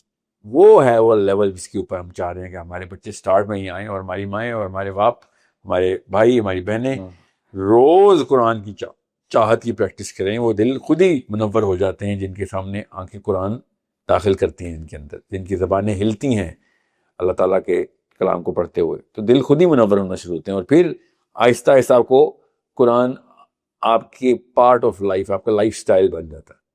اور قرآن آپ کا ہو جاتا ہے اور آپ قرآن کے ہو جاتے ہیں. اللہ. تو یہ بہت ضروری ہے کہ یہ لیول ایسے ہی اچیو کیے جائیں. سو کن اصولوں کو کتنی دفعہ آپ نے پریکٹس کرنا ہے، وہ نالج اسٹرکچر ہے. اصول آپ کو سمجھ آ گئے، مگر یہ دماغ کی کیپیبلٹی نہیں ہے کہ اصول کی پریکٹس نہ کی ہو اور اصول یاد رہے. یہ حافظے کا معاملہ نہیں ہے اصول. یہ قرآن کی بات ہو رہی ہے، قرات اور اسکل کی بات ہو رہی ہے. یہ پریکٹس کا معاملہ ہے. بچے کو بغیر اصول پتہ ہوئے اس کو اصول پریکٹس صحیح کر رہا ہوتا ہے، کیونکہ وہ کرتا ہی صرف پریکٹس ہے. آپ کو اصول نہیں پتا تو پہلے اصول پتہ کرنے پڑیں گے جو کہ کورس کا حصہ ہے. اس کے بعد اس کا اجرا تب کہیں جا کے پریکٹس سے ہوگا. تو ہم سوالات لیں گے آپ سے ہم بہت ساری تجاویز بھی لیں گے اس کورس کے بیچ میں. ہم آپ کے ان معاملات کو سمجھتے ہیں جس میں آپ کے دن کے اوقات کیا ہیں، شام کے اوقات کیا ہیں. سورس کوڈ کا تو اجازت یہی ہے کہ آپ جس بھی ملک میں رہتے ہیں اس ملک میں جس بھی وقت آپ موضوع سمجھتے ہیں کہ اس وقت آپ کو ٹائم مل رہا ہے، اسی وقت آپ کی کلاس ہم یہاں پہ اسکیجول کرتے ہیں. پورے پاکستان سے، دنیا سے قراء کو اکٹھا کرنا ہمارا مقصد ہے اس کورس کے لیے. ہم کر رہے ہیں، خواتین بھی مرد بھی. زیادہ تر تو آف کورس مردوں نے ہونا ہے، مگر خواتین کی بھی تعداد اتنی ہوگی کہ اگر آپ کو اسپیشل وہ خاتون سے ہی پڑھنا ہے اپنی بچیوں نے تو اس کا پوری طریقے سے ہم پوری کوشش کر رہے ہیں. اور وعدہ میں اس لیے نہیں کر رہا کیونکہ سب کے لیے شاید میں ابھی نہ کر سکوں، مگر قاری صاحب کو ہم نے ذمہ دیا ہے کہ قراء کو اسی طریقے سے کیٹاگرائز کریں گے، زیادہ سے زیادہ خواتین بھی ہوں. اور میری خواہش کیا ہے کہ 1 سال بعد آپ خود قاری بن کے سورس کوڈ میں پڑھائیں، کیونکہ آپ سے بہتر کون سمجھے گا. آپ ڈائریکٹ آبشار کے دھانے سے پانی پی رہے ہوں گے تو ہم نے تو آگے پہنچانا آسانی ہو جائے گی. سو آئی ہوپ کہ عربی جس طریقے سے ہمارے اسٹوڈنٹس ماشاءاللہ بیچ 1 2 کے عربی اب پڑھاتے ہیں، تو بالکل اسی طریقے سے آپ کے بیچ 1 کے جو قاری ہوں گے وہ آگے کے اسٹوڈنٹس کو انشاءاللہ قرات اور تجوید سکھائیں گے. سو آپ کو قاری صاحب کے ساتھ at least once in a month ہم لائیو کریں گے زوم کے اوپر. قاری صاحب میری طرح ٹریول کرتے ہیں، ہر وقت ایک جگہ پر نہیں مقیم رہ سکتے، مگر زیادہ ہماری کوشش ہوگی کہ اسلام آباد میں رہیں. یہیں سے ہم آپ کے ساتھ ایک نشست پورے کے پورے سورس کوڈ کے ساتھ سوال جواب کی رکھیں، آپ ان سے اصول سیکھیں، ان کا ایکسپیرینس سیکھیں، اور وہ والے معاملات اپنے بچوں کے بتائیں کہ وہ کس طریقے سے کیا پریکٹس کرتے ہوئے آپ کو پریکٹس کرواتے ہوئے کیا دقت آ رہی ہے. اور اس کے علاوہ ٹیچر کے ساتھ تو آپ کا قراء کے ساتھ آپ کا ڈائریکٹ انٹریکٹ ہوگا. یہ لائیو کلاسز ہوں گی. ایک کلاس میں صرف 4 بچے ہونے ہیں یا بڑے ہونے ہیں. ایڈلٹس کا الگ ہے، بچوں کا الگ ہے. اس کا دورانیہ بھی فرق ہے، اور بچوں کی مشقوں کی اینگل زاویہ ہی فرق ہے، بڑوں کی مشقوں کا زاویہ ہی فرق ہے. ان کی مشقیں کس طریقے سے کرانی. تو آپ کو پتہ ہونا چاہیے کہ آپ کی لائیو کلاس ہونی ہے, قاری صاحب نے آپ کو لائیو سننا ہے, وہ لائیو نہیں سنیں گے تو کیسے سکھائیں گے, ریکارڈنگ سے یہ کام نہیں ہونے والا. تو یہ وہی سورس کوڈ کا پیٹرن ہے جو کہ پہلے عربی میں چل رہا ہے, میتھمیٹکس میں چل رہا ہے, کسی اور کو اسلامک فاؤنڈیشن میں چل رہا ہے. اسلامک فاؤنڈیشن فار کڈز جو ہمارا بڑا پلیٹ فارم آنے والا ہے, اس کا یہ کورس ڈائریکٹ اس کا حصہ ہے. اسلامک فاؤنڈیشن فار کڈز کی انڈر قرات کا اور تجوید کا پورا کورس انشاءاللہ ہم رمضان کے اندر اناؤنس کر دیں گے. رمضان کے فوراً بعد کلاسز ہوں گے, کیونکہ قاری صاحب جب اس مصروفیت کے ہوں اور اللہ تعالیٰ نے اتنی عزت دی بھی ہو, تو رمضان میں قاری صاحب کو سورس کوڈ ایسے نہیں ابھی کیپچر کر سکتا, کیونکہ ان کی کمٹمنٹس پچھلے ایک سال پہلے سے اگلے رمضان کی بکنگ ہوئی ہوئی تھی. انہوں نے قرآن تراویح میں جگہ جگہ پہ مساجد کے اندر سنانا ہوتا ہے, سننا ہوتا ہے, اور تراویح پڑھانی ہوتی ہے سب سے بڑی بات. تو رمضان کے فوراً بعد انشاءاللہ آپ کا بچہ یا آپ کی بچی, آپ خود اسپیشلی ہاؤس وائفس, آپ کا کلاسز شروع ہو جائیں گی. آپ کے سامنے اسکرین پہ ڈیٹیلز آ رہی ہیں کورس کی ٹائمنگ کی, لانچ کی ٹائمنگ کی. کورس کی ٹائمنگ تو آپ کی مرضی کی ہے. میں ایک بار پھر جاتے جاتے بتا دوں, اگر آپ جاپان میں رہتے ہیں, آپ جب ویب سائٹ کھولتے ہیں www.sourcecode.academy, یہ پوری ویب سائٹ ہے, ہمارا .com والی ویب سائٹ نہیں ہے, www.sourcecode.academy. ادھر جائیں گے, آپ قرات کے نام سے کورس ہوگا. بات ہے آپ کے کورس کی وجہ سے میں نے اپنی بیٹی کا نام قرات رکھا ہے. میری سب سے چھوٹی بیٹی جو ہے نا, اس کا نام ہے قرات. تو اس کورس کے بعد اتنی سینس آئی تھی کہ قرات کتنی ضروری چیز ہے, تو میں نے اس کا نام رکھا ہے قرات نبوی ساحل, کہ اس قرات تک لے کے جانا ہے انشاءاللہ اس کا. تو آپ جاپان میں ہیں, ٹوکیو میں, جو آپ کو ویب سائٹ نظر آ رہی ہے وہ ٹوکیو کی ویب سائٹ ہے. آپ نے ادھر اپنی مرضی کا ٹائم, ٹوکیو ٹائم ہی آ رہا ہے. آپ نے یہ نہیں سوچنا کہ پاکستان میں کیا ٹائم ہوگا, اسکول کی ٹائمنگ پہ اس بچے جاتے ہیں, نہیں, ہمارا اسکول آپ کی ٹائمنگ کے اوپر کھلتا ہے. آپ جاپان میں ہیں تو آپ نے اپنی ٹائم میں دیکھنا ہے, جاپان کے 6 بجے 7 بجے 8 بجے 9 بجے 10 بجے 11 بجے جب آپ نے کلاس لینی ہے اس وقت آپ سلیکٹ کریں. آپ ٹرکی میں ہیں, آپ برازیل میں ہیں, آپ امریکہ میں ہیں, انڈیا میں ہیں, آسٹریلیا میں ہیں, آپ کو اپنے لوکل ٹائم پہ اپنا کلاس کا ٹائم فکس کرنا ہے. جب بھی آپ کو لگے کہ کلاس آپ نے لینی ہے, آپ نے وہ کلاس سلیکٹ کر لی, وہ ٹائم سلیکٹ کیا, آپ نے جیسے ہی انرول کیا, ہمارے پاس پوری کی پوری ٹائمنگ آ رہی تھی. ہم ٹیچرز پرووائڈ کرتے ہیں. ہمارا راسٹر 24 گھنٹے چلتا ہے. وہ کیوں چلتا ہے؟ کیونکہ آپ کی جو ٹائمنگ ہے وہ آپ کا دن ہماری رات ہوتا ہے. امریکہ میں, آپ جاپان میں ہوتے ہیں, آپ کی رات ہو چکی ہوتی ہے تو ہماری صبح ہوتی ہے. تو ہمیں پہلے سے علم ہے کہ ہم نے اپنے ٹائم پہ نہیں آپ کو بلانا, آپ کے ٹائم پہ ہم نے خود اسکول کے دروازے کھولنے ہیں اور اپنی کلاسز شروع کرنے. ایک کلاس میں 4 بچے اس لیے رکھے ہوئے تاکہ اس کی پریکٹس, اس کی جو روز کی ایکٹیویٹی ہے وہ 1-on-1 فوکس ہو سکے. آئیڈیلی تو ایک اسٹوڈنٹ ہونا چاہیے قاری کے پاس, مگر ماشاءاللہ اتنے سارے اللہ تعالیٰ نے مسلمان دنیا میں 2 ارب مسلمان ہیں, ہم سب کو ایک ایک کر کے قاری نہیں دے سکتے. سو زیادہ بڑی تعداد بھی نہیں کر سکتے. 4 کو 400 نہیں کر سکتے, 4 کو 40 نہیں کر سکتے. 4000 عربی میں ہم بالکل, ہماری عربی کی کلاسز 4 بچوں کی ہوتی ہے, اس لیے ہماری 2000 سے زیادہ کلاسز پر ڈے ہوتی ہیں سورس کوڈ میں, کیونکہ ایک کلاس میں 4 بندے ہوتے ہیں اور 24 گھنٹے کلاسز چل رہی ہوتی ہیں. سو ایک ٹیچر ایک وقت میں صرف 4 بچوں کو فوکس کرتا ہے, اس کے بعد اگلی کلاس سٹارٹ ہونے تک وہ 4 بچے ہی رہتے ہیں. اور باقی تفصیلات کریکولم کی آپ کو اسکرین پہ نظر آ رہی ہیں. قاری صاحب کی گفتگو جاری رکھیں گے ہم.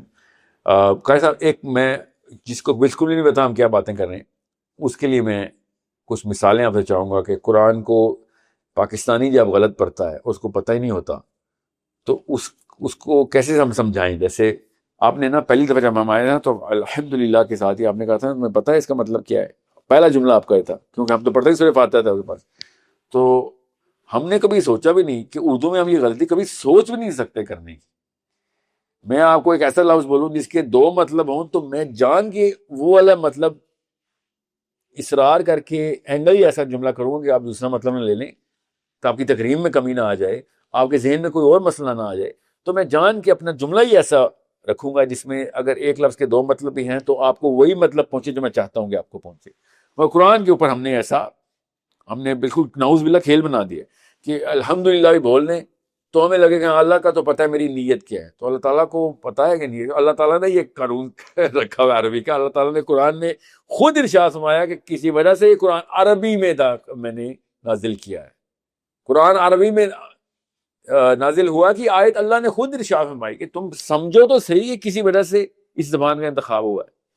سو جب اردو میں ہم یہ غلطیاں نہیں ایکسپیکٹ کرتے اور ایک بندے کو اوپر نیچے کر دیتے ہوتے ہیں کہ یار تجھے اگر اتنی سینس نہیں ہے تو تو دعوت کے کام میں نہ، تو اس اردو کو پھیلانے کے کام میں نہ، تو جو اور مرضی کام کر لے، اردو کی دعوت نہ دیں. سو قرآن کی دعوت دینے کے لیے ہم غلط عربی بول رہے ہوں تو اس کی کچھ مثالیں دے کے عام بندے کو سمجھائیں کہ جیسے میں الحمدللہ رب العالمین پڑھ دوں. اب آپ لوگوں کے کان ٹرین نہیں ہوئے اس لیے آپ کو پتہ نہیں میں کیا غلطی کروں. قاری صاحب کے سامنے ہم قرآن نہیں جائے، میں تو جان کی غلطی کی ہے تاکہ آپ کو سمجھا سکیں. الحمدللہ، بلکہ میں دونوں ہی غلط پڑھتا ہوں، الحمدللہ رب العالمین، جو کہ ایک ریگولر پاکستانی جواب ایسا پڑھتا ہے. اس میں غلطی کیا ہے ذرا غور سے سمجھیے. بسم اللہ الرحمن الرحیم. الحمد، الحمد کا مطلب ہے تعریفات، تمام تعریفات. اور یہ ہا سنیں آپ، اح اح اوہ ہا، حمد. حمد یہ جو میٹھی سی آواز آ رہی ہے آپ کو ہا کی، یہ اوریجنل حمد کی ہا کی آواز ہے. اور ہمارے جو پاکستانی غلطی کرتے ہیں، بالخصوص پنجابی، الحمد، حمد، الحمدللہ بڑے ایکشن کے ساتھ اور بڑا اونچا کیسے لاؤڈ کر کے الحمدللہ الحمد، حمد، ہا یہ گلے کے جو ہے نا وہ آخری حصے سے ادا ہوتی ہے، اور ہا جو میٹھی ہا ہے، حمد والی ہا ہے، وہ گلے کے درمیان سے ادا ہوتی ہے. تو تھوڑا سا ہی فرق ہے. لیکن الحمد کا مطلب ہے تعریف، اور حمد کا مطلب ہے یہ ایک معنی یہ بھی پنگھوڑا، یہ جھولا. جھولا جی. کہاں حمد اور کہاں جھولا؟ اب اللہ کو جھولوں کی کیا ضرورت ہے جی؟ جملہ انہوں نے ارشاد فرمایا نا، اللہ کو جھولنے کی کیا ضرورت ہے، کیونکہ الحمد کے آگے للہ لکھا ہوا ہے کہ جھولا، نعوذ باللہ، جھولا اللہ کے لیے ہے. یہ اصل میں مطلب بنے گا، اس لیے وہ کہہ رہے ہیں اللہ کو جھولنے کی کیا ضرورت ہے. ٹھیک ہے، کیونکہ آگے للہ لکھا ہوا ہے. جی سر کچھ للہ، الحمدللہ، تمام تعریف اللہ تعالیٰ کے لیے. ہم میننگ یہ کرتے ہیں، اور یہ اس شکل میں ہوگا جب ہم ہا کو ٹھیک پڑھیں گے، الحمد، الحمدللہ. اب یہاں تک تو ہمیں سمجھ آ گئی کہ اگر حمد پڑھتے ہیں تو تمام تعریفیں اللہ تعالیٰ کے، تمام تعریفیں اللہ تعالیٰ کے لیے، اور اگر غلط پڑھتے ہیں تو وہ بھی آپ کے سامنے آ گیا. اب رب العالمین، عین، آ ای او، گلے کے درمیان سے بھی، یہ بھی وہیں سے جہاں سے حمد کی ہا ہے، گلے کے درمیان سے. عالمین، عالمین تمام جہان. اور نعوذ باللہ، اللہ رب العزت ہمیں ایسی غلطیوں سے ہر مسلمان کو پاک فرمائے. عالمین عموماً پڑھتے عالمین، عالمین یہ صحیح ہے، صحیح ادائیگی ہے. اس کا مطلب ہے العالمین، تمام جہان، جتنے بھی جہان ہیں. اللہ رب العزت نے جتنی بھی مخلوقات پیدا کی ہیں اور ان کے جو ہے نا وہ عالم ہیں، تو اللہ رب العزت تمام جہانوں کا پالنے والا ہے. اور اگر ہم یہ کہہ دیں عالمین، عالمین، میں بار بار علم، اردو میں علم ہے نا، علم نہیں، عالمین اردو میں، عالمین جب اردو میں عالمین کہتے ہیں تو الف سے ہی کرتے ہیں، حمزہ سے کرتے ہیں، حمزہ سے. جی ہاں. تو یہ جب ہم غلطی کرتے ہیں، جب پاکستانی یہ غلطی کرتے ہیں، پنجابی یہ غلطی کرتے ہیں، یا کوئی بھی غلطی کرتا ہے، تو اس کا مطلب ہوتا ہے اللہ رب العزت پالنے والا ہے تمام علموں کو، تمام غموں کو، تمام پریشانیوں کو. نعوذ باللہ، اللہ رب العزت تمام جہانوں کو پالنے والا ہے. یہاں پہ تو اللہ رب العزت نے پہلی آیت میں تو یہ جو ہے نا یہ ہمیں سمجھایا ہے، اور ہمیں یہ بات عین کے ساتھ سمجھ آتی ہے، حمزہ کے ساتھ، یا جو کہہ لیں کہ الف کے ساتھ نہیں ہے. جب الف کے ساتھ یا حمزہ کے ساتھ ہم اس کی چینجنگ کر دیں گے عین کی، تو معنی کیا بن جائے گا؟ تمام علم. تمام علم کا اللہ رب العزت تو رحیم ہے، شفیق ہے، رحیم ہے، رحمان ہے، اور اللہ رب العزت کی تو ایسی ایسی صفات ہیں کہ ہم ان کا جو ہے نا وہ اسی صفات کے اوپر اللہ کے شکر ادا کرنا شروع کر دے تو جو ہے نا وہ ہم دن رات لگے رہو، ختم نہ ہو شکر، تو ادائیگی پوری نہ ہو. تو بہرصورت یہ چھوٹی چھوٹی سی غلطیوں کی وجہ سے، اگرچہ یہ چھوٹی غلطی نہیں، بڑی غلطی ہے، مخرج کی غلطی ہے. ایک حرف کو دوسرے مخرج سے پڑھ دینا، حرف تبدیل ہو گیا، مخرج تبدیل ہو گیا، کلمہ تبدیل ہو گیا، اللہ رب العزت کا کلام تبدیل ہو گیا. اللہ رب العزت نے یہ کلام کیا ہے، قرآن مجید کو اپنے جیسے ہم پڑھتے ہیں ویسے پڑھا ہے. تو یہ کوئی معمولی کتاب ہے، یہ کوئی معمولی کلام ہے، یہ کوئی چھوٹی سی جو ہے نا یہ بات ہے۔ اور پھر جبریل امین، جبریل علیہ الصلوۃ والسلام کو امین کیسے ہم کہتے ہیں؟ اسی سینس میں کہتے ہیں جیسے جبریل علیہ الصلوۃ والسلام نے اللہ رب العزت سے سنا، ویسے ہی نبی صلی اللہ علیہ وسلم کو آ کے قرآن مجید پڑھ کے سنا دیا وحی کی شکل میں۔ تو پھر نبی صلی اللہ علیہ وسلم تو پہلے ہی اپنے معاشرے میں، اپنے جو ہے نا وہ حلقہ احباب میں وہ معروف ہو گئے تھے، وہ صادق ہیں، امین ہیں، امانت کو پوری جو ہے نا وہ آگے پہنچانے والے ہیں، اس کی حفاظت کرنے والے ہیں۔ تو نبی صلی اللہ علیہ وسلم نے بھی جو ہے نا یہ اپنا فریضہ پورا جو ہے نا وہ سر انجام دیا ہے۔ تو پھر کرتے کرتے ہم تک بھی جو اتھینٹک قراء ہیں، اساتذہ ہیں، ان کے ساتھ ہم مسلمانوں کو چاہیے کہ ہم مسلمان ان کے ساتھ جو ہے نا وہ قرآن مجید کو اپنا ٹھیک کریں، پڑھیں، ان سے سیکھیں۔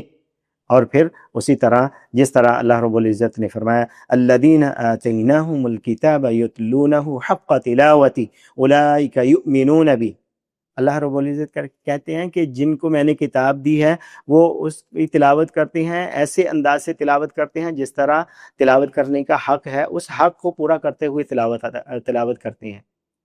تو ہمیں یہ مطلب کہ قرآن مجید کی جب تلاوت ہم کریں، ہم اس کا پورا حق دیں، جو حرف جہاں سے ادا ہوتا ہے، جہاں سے نکلتا ہے، اس کو وہیں سے ہم ادا کریں، نکالیں، بدلیں نہیں۔ اور جو حرف جن صفات کے ساتھ، کوئی موٹا حرف ہے تو ہم اس کو موٹا ادا کریں، کوئی باریک ہے اس کو باریک ادا کریں۔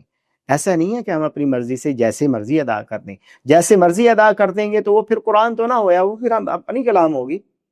اللہ کی جو تو کلام ہے، قرآن مجید ہے، فرقان حمید ہے، اس کو اسی اسلوب سے پڑھنا پڑے گا جس اسلوب سے اللہ رب العزت نے قرآن مجید کو پڑھا۔ جبریل علیہ الصلوۃ والسلام نے نبی صلی اللہ علیہ وسلم کو لا کے اسی طرح سنایا، وحی کے ذریعے پہنچایا، اور پھر نبی صلی اللہ علیہ وسلم نے ویسے ہی صحابہ کرام کو پڑھایا، اور ویسے ہی ہم تک پہنچتے پہنچتے جو ہے نا یہ جو اتھینٹک قراء ہیں، اساتذہ ہیں، وہ پڑھاتے ہیں۔ ہمیں ان سے چاہیے کہ ہم خود پڑھیں اور قرآن مجید کو آگے نقل کریں۔ یہ ایک فریضہ ہے اور یہ لازم ہے۔ اللہ رب العزت جب ہم قرآن مجید کو اس کا حق ادا کرتے ہوئے پڑھیں گے تو ہمیں اللہ رب العزت اسی آیت میں اللہ رب العزت فرماتے ہیں، ہمیں سرٹیفکیٹ عنایت فرمائیں گے، اولئک یؤمنون بہ، ہم اللہ کے ہاں ایمان والے ہوں گے۔ تو ہمیں اللہ رب العزت کے ہاں سرخرو ہونا چاہیے، قرآن مجید کو اس کا حق دیتے ہوئے ہمیں پڑھنا چاہیے اور آگے پڑھانا چاہیے، اور ہمیں قرآن والا بننا چاہیے۔ اللہ رب العزت ہمیں اور ہمارے بچوں کو اس کی توفیق عنایت فرمائے۔ یہ جہاں پہ میں اب خادم بیٹھا ہوا ہوں، قرآن کا خادم بیٹھا ہوا ہوں، تو اس کے پیچھے ہمارے اساتذہ کی جو ہے نا یہ محنتیں ہیں، کوششیں ہیں، کاوشیں ہیں، علم ہے، مشق ہے، سبھی کچھ ہے، پریکٹس ہے، ان کی رہنمائی ہے۔ اور میں یہاں پہ بات نہ کروں تو ناانصافی ہوگی۔ ہمارے استاد محترم قاری ابراہیم میر محمدی حفظہ اللہ تعالی، جو میں نے تجوید کے بعد اگلا جو ایڈوانس کورس قراءات کا وہ ہے، وہ میں نے شیخ ابراہیم میر محمدی حفظہ اللہ تعالی استاد محترم، ان سے میں نے جو ہے نا یہ پڑھا ہے، سیکھا ہے۔ اب میں جہاں پہ یہ بیٹھا ہوں، یہ تو ایسے اساتذہ ہیں، ان کے واللہ ایک ایک جملے میں اللہ رب العزت نے اتنی خیر رکھی ہوئی ہے کہ کبھی سنائیں گے پھر قصہ انشاءاللہ، ساحل صاحب کو میں نے سنایا ہوا ہے۔ تو یہ ان کا کہ عبدالرؤف، اگر تم عبدالسلام، اور نام لے کے استاد محترم نے کہا کہ عبدالرؤف، عبدالسلام، اگر تم لوگ قرآن مجید اپنی کلاس کے پڑھنے کے اعتبار سے ٹاپر تم نہیں پڑھاؤ گے تو کون پڑھائے گا؟ یہ ہم نے ایسے اساتذہ سے پڑھا ہے، الحمدللہ۔ ہم اللہ کے فضل و کرم سے، اللہ کی رحمت سے، اپنے والدین کی محنتوں سے، دعاؤں سے، اور اساتذہ کی محنتوں سے یہ پڑھا رہے ہیں۔ تو اپنے بچوں کو قرآن مجید جو اتھینٹک قراء ہیں، اتھینٹک ہر کسی کے پاس نہیں، ہر کوئی جو ہے نا وہ اتھینٹک قاری نہیں ہے، ہر کوئی جو ہے نا وہ قرآن صحیح نہیں پڑھا سکتا ہے۔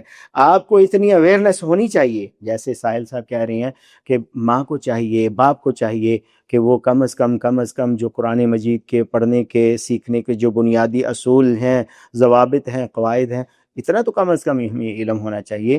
ہمیں پتہ ہونا چاہیے کہ کس جگہ پہ قرآن مجید صحیح پڑھایا جاتا ہے، سمجھایا جاتا ہے، اس کی عملی جو ہے نا وہ تفسیر کی جاتی ہے، وہاں پہ اپنے بچوں کو بھیجنا چاہیے۔ پھر قرآن مجید کی ادائیگی ہے، خوبصورت انداز سے قرآن مجید کو پڑھنا کیسے ہے۔ ربنا ولا تحملنا ما لا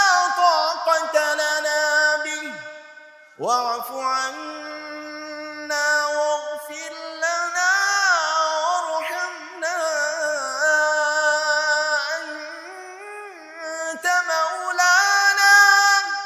أنت مولانا فانصرنا على القوم الكافرين. کورس کے حوالے سے یہ بھی اہم بات ہے کہ کورس میں 2 کیٹیگری رکھی ہیں، بچوں کے لیے الگ ہے، بڑوں کے لیے الگ ہے. بچوں کا جو کورس ہے وہ 2 سال کا ہے اور بڑوں کا جو کورس ہے وہ 1 سال کا ہے. کلاس میں تعداد ہوگی وہ میکسیمم 4 ہوگی، ویک میں 5 دن کلاس ہوگی. تو اللہ رب العزت ہمیں یہ قرآن مجید پڑھنے پڑھانے والا، سیکھنے سکھانے والا بنائے. آمین ثم آمین. ملاقات ہوگی آپ سے انشاءاللہ اس نشست کی اگلی قسطوں میں، اور لائیو ہوگی انشاءاللہ. کورس کے بارے میں کوئی بھی کوسچن ہو ضرور پہنچائیں ہم تک. لائیو سیشنز کے لیے ہم حاضر رہیں گے انشاءاللہ، اور اس بات کو آگے سے آگے پھیلائیں کہ قرآن جاری کرنا اب سورس کوڈ کا اور IMS کا نصب العین ہے. ہر گھر میں قرآن جاری کرنا اب ہر بندے کا روز مرہ کا کام ہونا ضروری ہے. اور ایسے ایسے فائدے ہمارے بگر موومنٹ میں بھی آنے، IMS میں بھی، جو کہ ان غیبی طاقتوں کے بس کی بات نہیں رہنی، جس کی وجہ سے کئی دفعہ مسائل آتے ہیں. ہر گھر اگر IMS کا قرآن جاری کر رہا ہو، مسلمانوں کا ہر گھر میں قرآن لگا ہو، قرآن بچے خود پڑھ رہے ہوں، تو اصلی قوت ہمارے پاس آ جائے گی. یہ ہمارا مقصد ہے کہ اللہ کے سامنے حشر کے دن ہم باعزت پہنچیں اور مقبول ہو جائیں. اور ہمارے بچوں کو قرآن سکھا دیا تو انہوں نے جتنا قرآن جاری کرنا ہے، اور نیچے ان کے اب اگلی نسلوں نے، ان سب کا فائدہ بھی تو ہمیں اسی طریقے سے ہی ہونا ہے. اس مقصد سے صدقہ جاریہ اور اس وقت کے نظام کو نافذ کرنے کے لیے قرآن کو صحیح طریقے سے آگے دعوت کا، جس کا جو دعوت آپ نے دینی، اس کو صحیح دعوت دینے کا سٹینڈرڈ، یہ ہماری کوئی لگژری نہیں ہے، نیسیسٹی، یہ میرٹ. یہ اس کے بغیر اسلام نے نہیں صحیح آگے جائے گا اگر ہم نے سٹینڈرڈ کو کمپرومائز کر دیا. الحمدللہ اللہ تعالیٰ کے فضل و کرم سے ہم اسلامک پولیٹیکل سسٹم بیچ 1 الاسراء کا آغاز کر رہے ہیں. اس کورس کی ڈیوریشن وہ 18 منتھس ہے. کلاس یعنی لیکچر کی ڈیوریشن وہ 60 منٹس ہے اور 4 ڈیز اے ویک کلاسز ہیں. اس کورس کا جو ہدف ہے کہ ہمارے اسٹوڈنٹس اپنے آپ کو جنرل پولیٹیکل ڈسکشنز تک محدود نہ رکھیں، بلکہ وہ اکیڈیمکلی اسٹرانگ ہوں اور فلی اکوپڈ ہوں. یعنی کسی بھی فورم پر اگر قرآن کی کسی آیت کا حوالہ دیا جا رہا ہو، یا پھر دور نبوی صلی اللہ علیہ وآلہ وسلم کے کسی واقعہ کا ذکر ہو رہا ہو، یا پھر اس کے علاوہ یعنی سابق انبیاء کرام علیہم السلام کی تعلیمات کا ذکر ہو، یا پھر صحابہ کرام رضوان اللہ تعالیٰ علیہم اجمعین کے واقعات میں سے کسی واقعہ کا ذکر ہو، تو ہم قرآن اور سنت کے اصولوں کے مطابق سیاسی رہنمائی حاصل کر سکیں اور اس دور کے جو چیلنجز ہیں اس میں اپنا سیاسی کردار ادا کر سکیں. اس مقصد کے اصول کے تحت ہم نے کور سبجیکٹس کے علاوہ منتھلی سیشنز میں جن ایریاز کو شامل کیا ہے، اس میں ریسرچ میتھڈالوجیز، پرنسپلز آف اجتہاد، سورسز آف اسلامک سائنسز اور کرنٹ مسلم ورلڈ چیلنجز کے سبجیکٹس شامل ہیں. آپ ہماری ویب سائٹ وزٹ کر سکتے ہیں sourcecode.academy. آپ کورس کریکولم ڈاؤن لوڈ کریں. اللہ تعالی ہم سب کے لیے آسانیاں پیدا فرمائیں اور ہم سب کا حامی و ناصر ہو. تو قرآن پڑھنے کے سٹینڈرڈ کو، قرآن جاری کرنے کے بیسک سٹینڈرڈ کو اب ہم نے مقصد بنایا. اس میں بڑھ چڑھ کے حصہ لیں اور ہمارا ساتھ دیں اور اس دعوت کو آگے تک پہنچائیں. اور کریکولم دیکھیں اسکرین پہ کیا ہے، دیکھیں گے کتنا ضروری ہے اور کیوں جوائن کرنا اس کو ضروری ہے. السلام علیکم ورحمۃ اللہ وبرکاتہ.